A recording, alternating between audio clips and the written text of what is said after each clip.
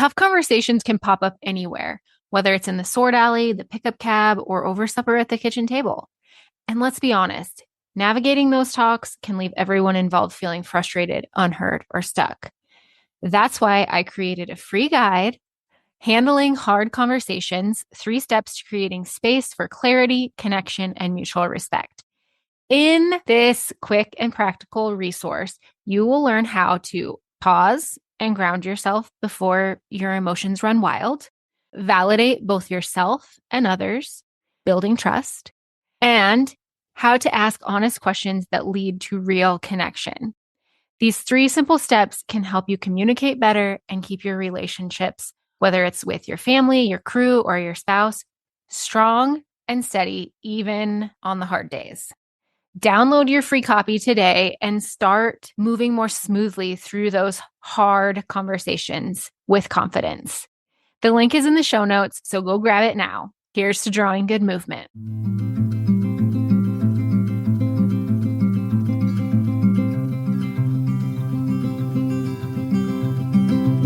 I'll carry you, you carry me, we'll help each other through it. Come on and say good movement draws good movement.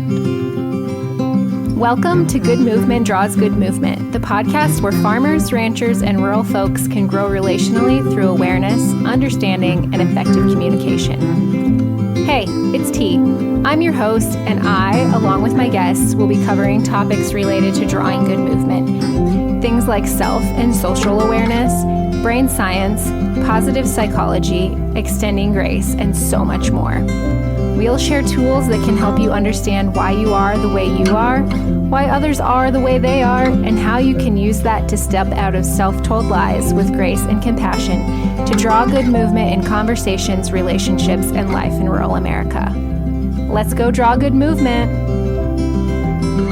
Welcome back to the Good Movement Draws Good Movement podcast. I used to think of myself as a person who didn't get angry. Anger was not something that I experienced or that I showed people. And I wasn't wrong on the showed people part, because there were a few people in my life that didn't know that I got angry. They would say, "You're not an angry person. You don't get angry."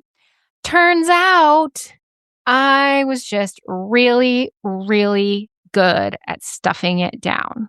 And I don't think that this is uncommon, especially in rural spaces where stoicism is something to be celebrated, and toughness and good behavior. That's all stuff that we celebrate in society, but especially in rural America.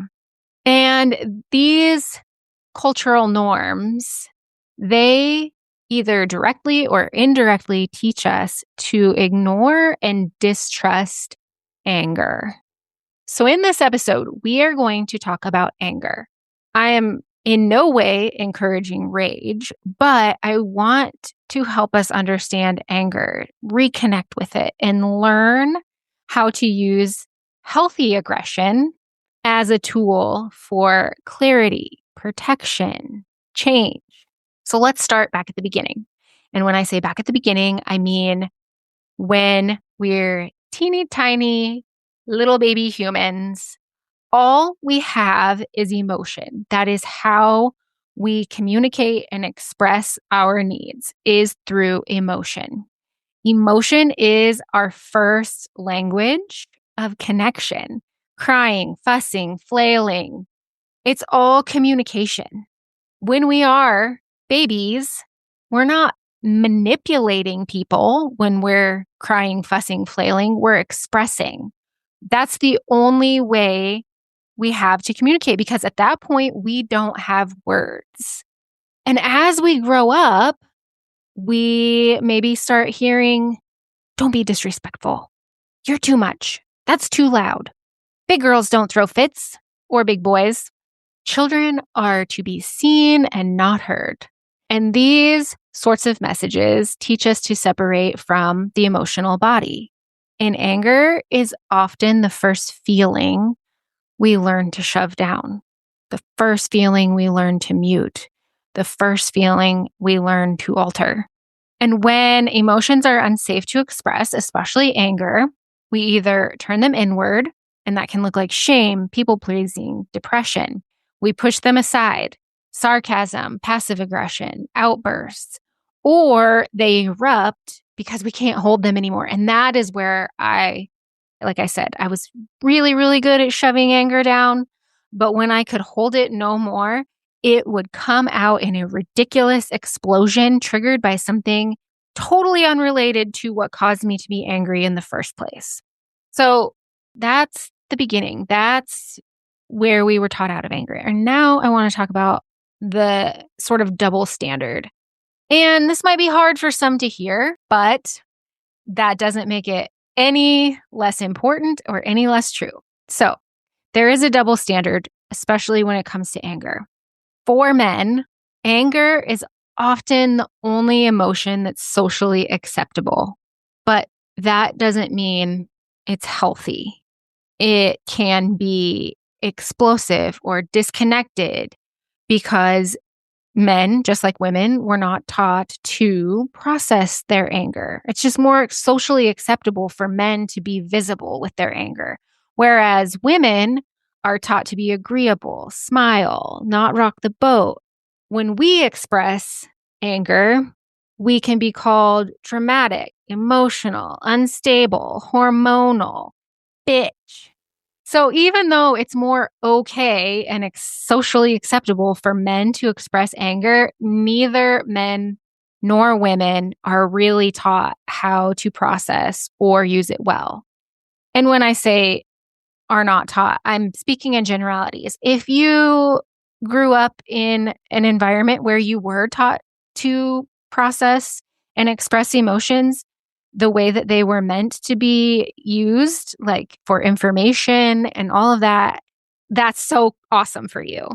What I'm saying is, in general, many of us were not taught how to process or use our emotions in the way they were meant to be used. So, what is anger really? Anger can be seen as dangerous or not something that we should experience or express, but anger is a signal. It's like street sign or signpost, and it rises, it becomes visible, it becomes felt when a boundary is crossed, a value is violated, a need is unmet. Anger is not the problem. It's the indicator. It's like the check engine light on your vehicle. It comes on when something is wrong. Like I said, boundary crossed, value violated, need unmet. And when we understand anger as protective, we stop seeing it as dangerous and start seeing it as directional. Now, I want to talk more about healthy aggression because I've had this comment come in on social media before where I mentioned that Tom and I had been in a fight, and the person who messaged me was like, "No, you didn't fight. You just had conversation." And I said, "No, it was a fight. We were both angry." And they proceeded to say, "Well, anger is dangerous and all and this and that and the other thing." And I took the opportunity to explain that no, anger is actually not dangerous. Anger is necessary. What can be dangerous is when we choose violence and rage. Those can be dangerous, but not anger. And healthy aggression is the get up and go. It protects what matters and says no more to what doesn't. So, examples of healthy aggression: feeling that anger and then naming a boundary out loud, taking action instead of stewing in resentment. When we stew in resentment and we don't set those boundaries, violence and rage can come out, and those are dangerous. Healthy aggression also looks like speaking the truth calmly but firmly. Healthy aggression might also look like saying stop or removing yourself from the situation. Aggression without attunement, though, is chaos. But aggression with awareness is healthy and it's powerful and it's good movement. So, as we start reclaiming our anger and healthy aggression, notice where anger shows up in your body. For me, it's in my gut. My gut gets hot. It feels like fire. And then get curious instead of critical, instead of trying to shove it down or, dismiss it. Get curious. What is this anger trying to protect?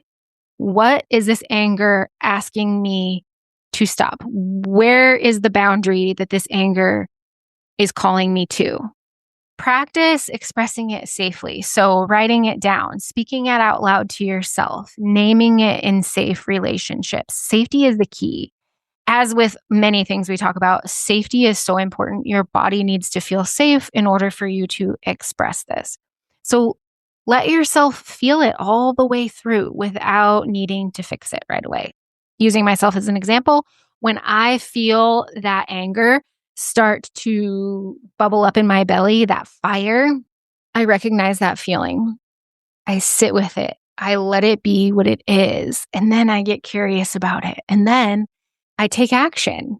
So here are some reflection prompts or journal prompts that might get you started on your reclamation. Is that even a word? On reclaiming your anger. We'll word it that way.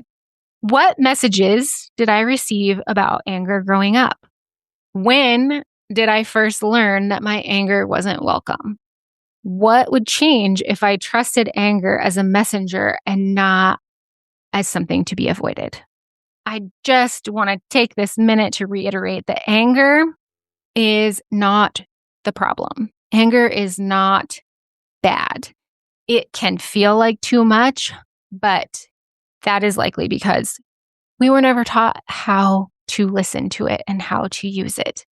Anger is information, it's clarity, it's movement. And when it's paired with intention and awareness, it can be so beneficial to us.